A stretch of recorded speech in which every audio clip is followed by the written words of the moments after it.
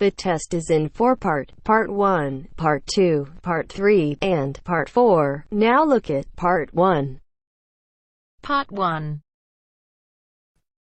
There will be time for you to read the instructions and questions, and you will have a chance to check your work. All the recordings will be played once only, and you will hear a conversation between two people talking about insecticide. First, you have some time to look at questions 1 to 5.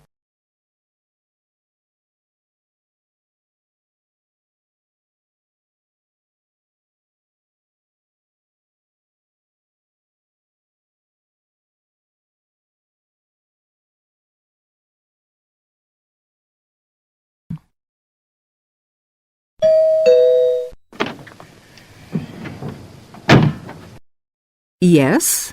Oh, good morning, madam. I'm from Pestaway Market Research. I'm doing consumer research in this area. I wonder if you'd mind telling me, do you use Pestaway in your home? Pestaway? Oh, the insecticide thing. Well, yes, as a matter of fact, I do. What do you use it for, madam? Fleas, ants, cockroaches, woodworm? Oh, cockroaches. This is an old house, you see, and we often get cockroaches in the kitchen. I tried scrubbing and disinfecting, but it didn't seem to do much good.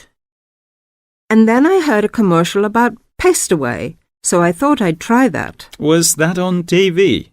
No, it was radio, one of those early morning shows. You heard it advertised on the radio? Fine.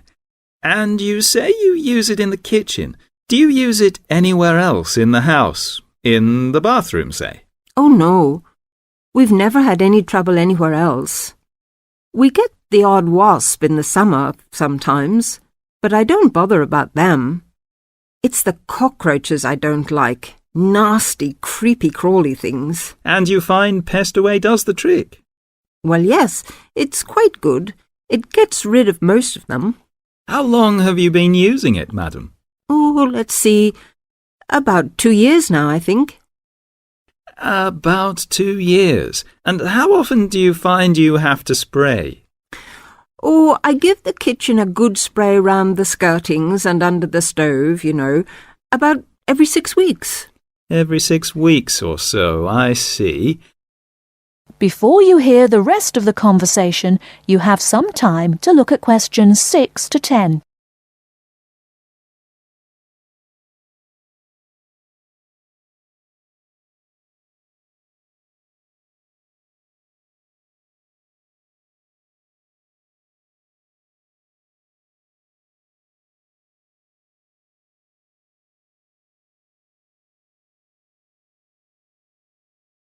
Now listen and answer questions 6 to 10. About every 6 weeks.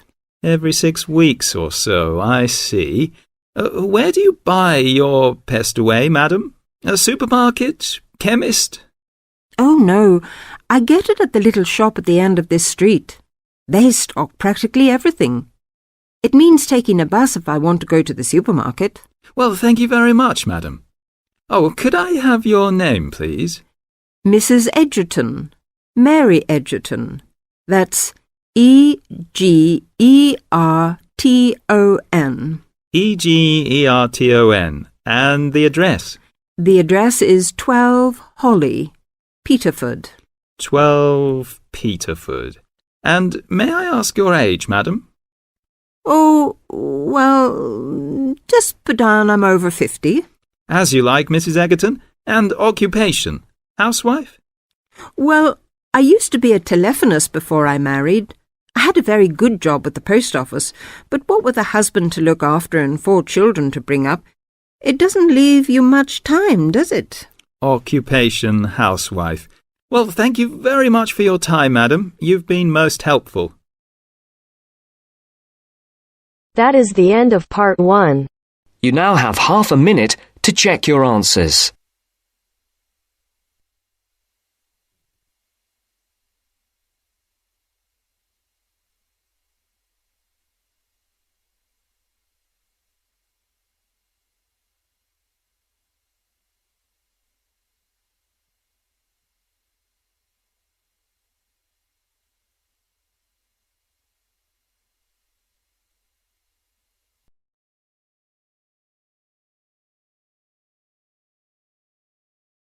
Now turns to Part 2.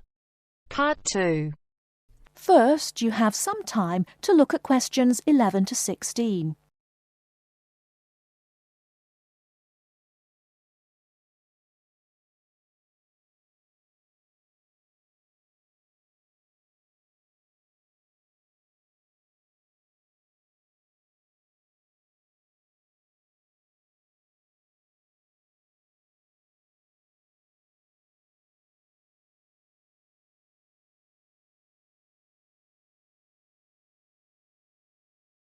Now, listen carefully and answer questions 11 to 16. Hi, Joanna. What's the matter? You look a bit depressed. Hi, Kamal. I've just been reading this article in the newspaper about how difficult it is for sociology students to get a job after they graduate. They always want people with work experience. How do you get work experience if they won't give you a job? It's an impossible situation. Yes, I know. It's a real problem. And the article says that some people spend a year or more living at home, doing unpaid voluntary work, just to get something to put on their CVs. Really boring stuff like photocopying and addressing envelopes. I don't want to do anything like that. I want a real job. It's the elections for the Students' Union committee posts next month here at the university. All the positions are up for election. Academic officer, sports officer... What's your point? And the position of Equal Opportunities Officer is coming up for election. I'm still not sure what you're getting at. Why don't you stand for it? The post starts in June. You're well known at the university, and I think you would be good at it. Equal Opportunities Officer? That sounds great. Isn't that the Students' Union Officer who promotes equality within the university? Yes, that's right. They raise awareness of equal opportunities for everyone in the university and promote the issue around campus. I'd love to do something for women on campus, but what about my studies? It's a paid sabbatical post. Sabbatical? Yes. That means you take a year off and then start your studies again. Meanwhile, you get really good work experience and you can earn money at the same time. That sounds really interesting. But how do I get elected? You go to the Students' Union, fill in an application form and just give it to the union. Then, I guess, you need to put together a manifesto and try to get people to support you. I'll help you with your campaign, and I'll help you with publicity materials like posters for the notice boards and leaflets to hand out to everyone. It sounds really exciting. What exactly does the Equal Opportunities Officer do? I'm not really sure. Let's have a look at the Students' Union website. There it is. The Equal Opportunities Officer is responsible for anything which concerns women and equal rights, and is responsible to the Students' Union Executive Committee for making sure that any racism or sexism is dealt with. Students' Union officers have to be available for students to talk about any problems they have and try to help them. I would love that part of the job, giving help and advice to students. The whole reason I want to work in social services is to help people. That would be very good experience. It's a big responsibility too. It also says that you're in charge of a budget and you would be responsible for managing a team of people. It's good experience for a management position in the future. Now I'm getting really excited. What about the day-to-day responsibilities? It says here that the Equal Opportunities Officer acts on any health and safety issues. The Equal Opportunities Officer represents all the students on university committees like the Safety Committee and the Equal Opportunities Committee. Lots of meetings then. I don't think I would enjoy all those meetings quite so much. My first aid certificate might be useful for safety issues. Very useful. And you would supervise the running of the creche, make sure that students with young children have access to childcare, that sort of thing. Oh look, the Equal Opportunities Officer also has responsibility for the university bus service. Perhaps I could even get it to run on time. No, don't be too ambitious. We have to get you elected first. Let's take a walk to the union office. Maybe we can meet the Equal Opportunities Officer and talk to her about the job. Great, let's go.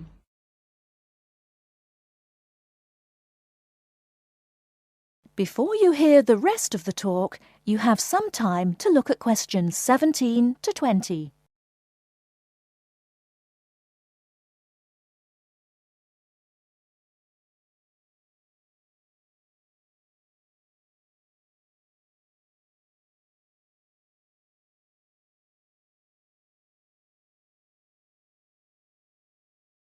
Now listen and answer questions 17 to 20. That's about all I want to say about the course and coursework. As you heard, it's very intensive and there's a lot of work to do. So, how to deal with all the work? It's really important to make sure you have good study skills.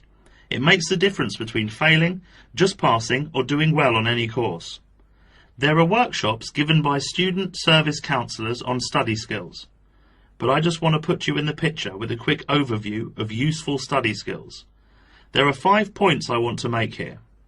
The main thing is to get organised. The first thing you need to do, as soon as you get your timetable and reading list, is to draw up a plan of study. Time management is what all students are bad at. Unfortunately, it's what they need to be very good at. Make up a timetable and put in all the things like lab work, lectures, seminars and tutorials that you will attend. Make a note of exactly what work you will do for each of your courses. Where do we get that from? Your lecturer will tell you exactly how you will be assessed at the end of the course. Make sure that you add in time for reading, preparing seminars and so on. Put deadlines into your study plan and put these deadlines into your computer to remind you when they are. With deadlines you need to be realistic and know yourself. Are you the kind of person who leaves things to the last minute?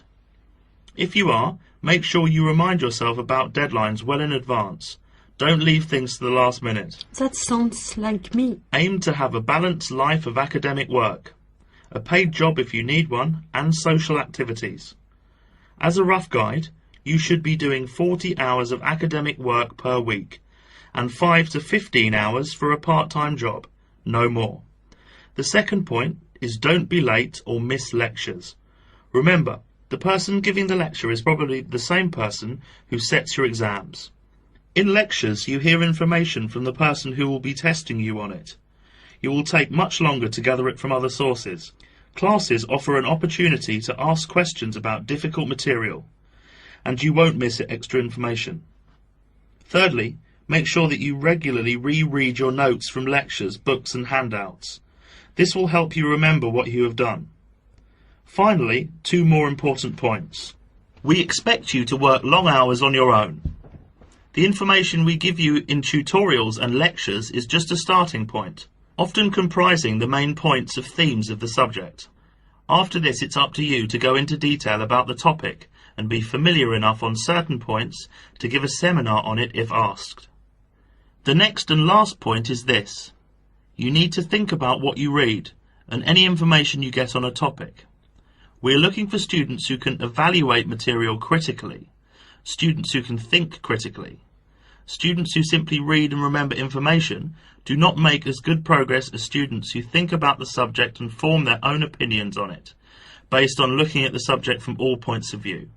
So we are not just learning facts and figures. Facts and figures are an important part of learning, but not the most important thing. It's what you do with them that is critical.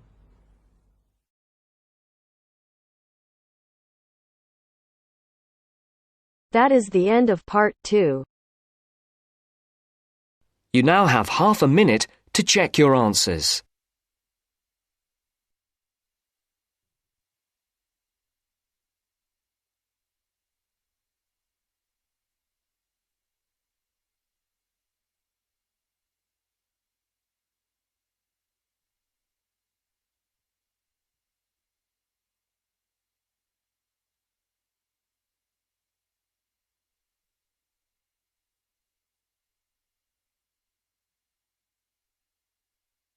Now turns to part 3.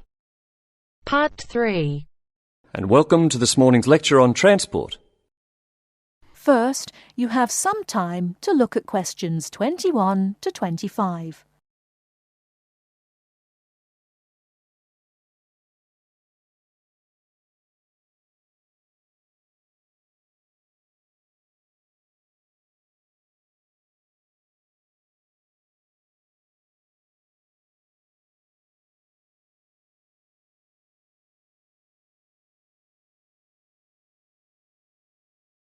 Now listen carefully and answer questions 21 to 25.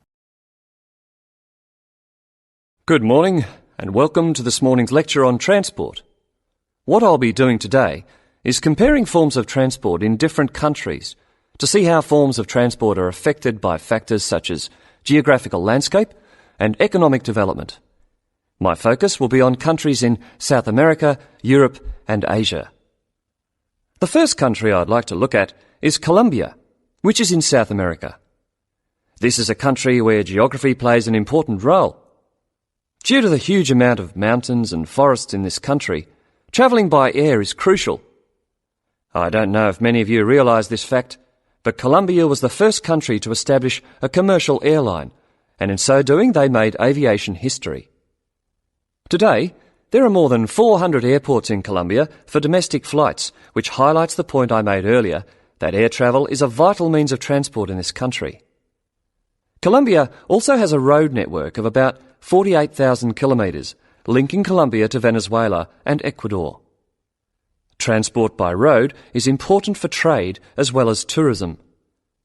Apart from this, there is also a railway system, but it is in need of modernisation. The other means of transport is by steamers, with the Magdalena being the main waterway. Now let's turn to Colombia's neighbour, Venezuela. Once again, we see that internal flights are an important means of transport, as like Colombia, Venezuela has remote areas where flying is the easiest means of travelling from A to B. Trains are not popular, and most of the railway lines are in the highlands, as this is where the iron ore mines are. Trains are an efficient means of transporting the iron ore from the mines to the factories. Thus we can see how transport and the economy are interrelated. Ships are also used extensively in this country, and there are many ports, the main seaports being Puerto Cabello and Guanta. Turning now to Europe. Belgium is a country that boasts one of the most compact railway systems worldwide. Inland waterways, or canals, are also an important means of transport, transporting both freight and people.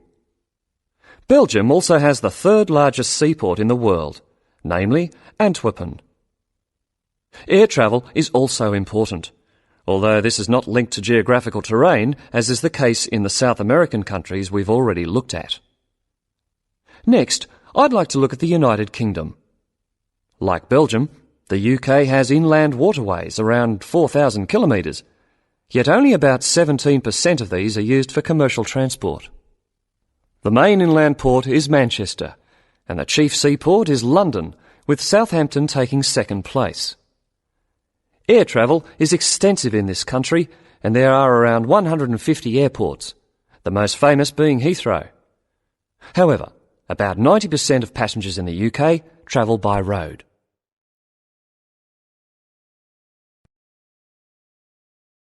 Before you hear the rest of the talk, you have some time to look at questions 26 to 30.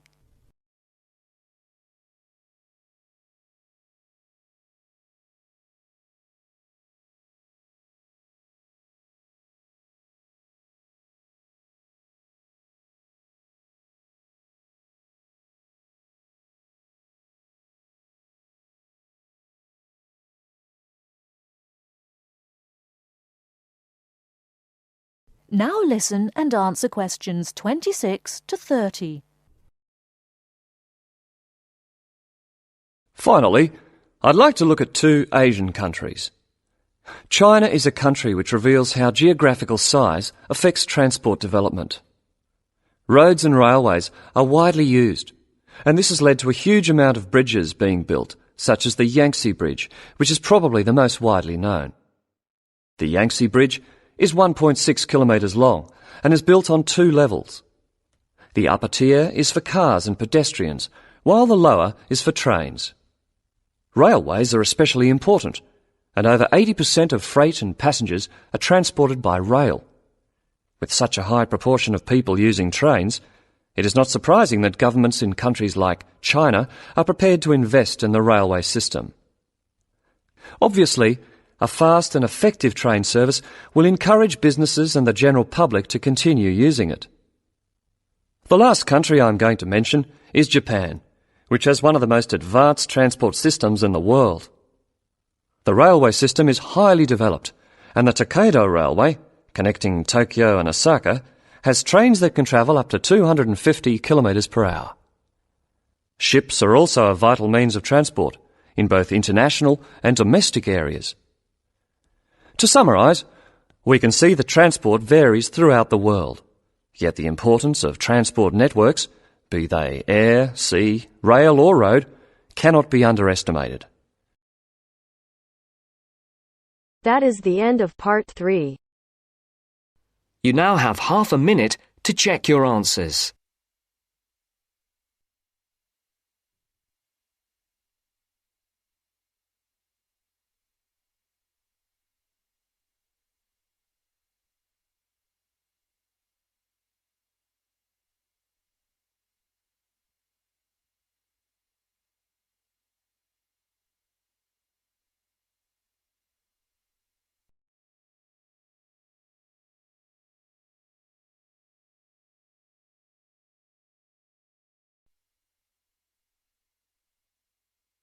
Now turns to part 4. Part 4. You will hear part of a lecture about how adults and babies communicate. You should answer the questions as you listen because you will not hear the recording a second time. First, you have some time to look at questions 31 to 40.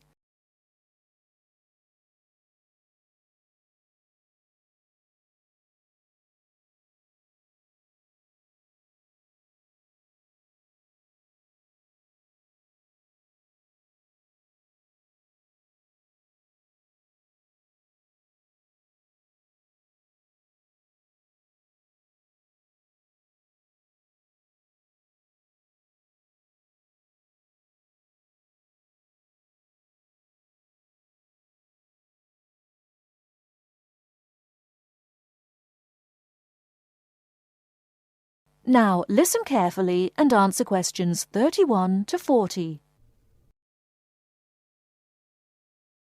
Hi, I'm Emma Bailey, and today I'm going to be talking baby talk. Hopefully, you'll find the subject interesting rather than infantile. I'd like to start by getting you to imagine a scenario. You're in an office or at a family gathering when a mother comes in with her young baby. Like everyone else, you want to see the mother and baby, and you probably want to talk to the baby. How do you do this? What kind of language do you use? Recent research has shown that adults all talk to babies in similar ways. They repeat phrases over and over again in a high-pitched sing-song voice with long vowel sounds. And if they ask questions, they exaggerate their intonation. Researchers have discovered that this kind of language, which they have called motherese, is used by adults all over the world when they talk to babies. And according to a new theory, motherese forms a kind of framework for the development of language in children. This baby talk, so the theory goes, itself originated as a response to another aspect of human evolution, walking upright. In contrast to other primates, humans give birth to babies that are relatively undeveloped. So, whereas a baby chimpanzee can hold on to its four-legged mother and ride along on her back shortly after birth, helpless human babies have to be held and carried everywhere by their upright mothers. Having to hold on to an infant constantly would have made it more difficult for the mother to gather food. In this situation, researchers suggest, human mothers began putting their babies down beside them while gathering food. To pacify an infant distressed by this separation, the mother would talk to her offspring and continue her search for food. This remote communication system could have marked the start of motherese. As mothers increasingly relied on their voices to control the emotions of their babies and later the actions of their mobile juveniles, words emerged from the jumble of sounds and became conventionalized across human communities, ultimately producing language.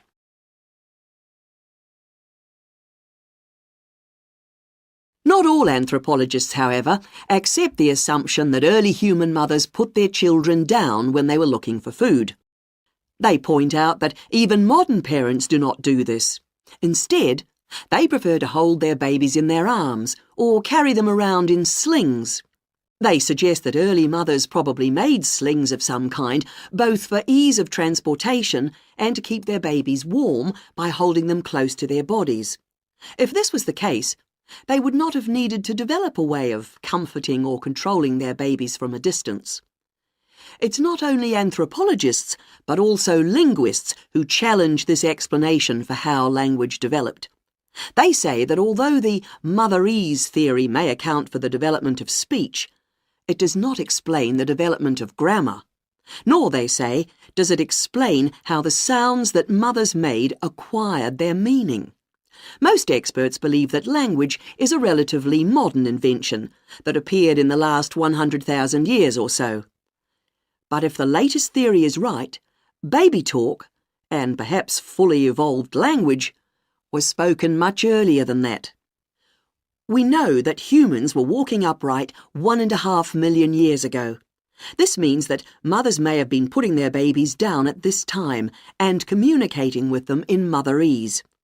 We can be sure that this is not the end of the story, as anthropologists and linguists will continue to investigate the origins of this most human of abilities, language. That is the end of part 4. You now have half a minute to check your answers.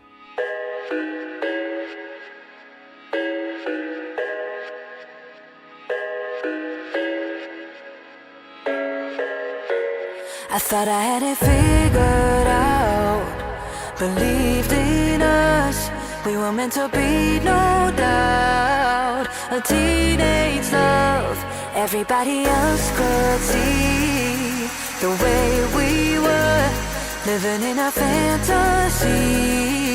When I kiss her, I don't know where we're going, I don't know at all.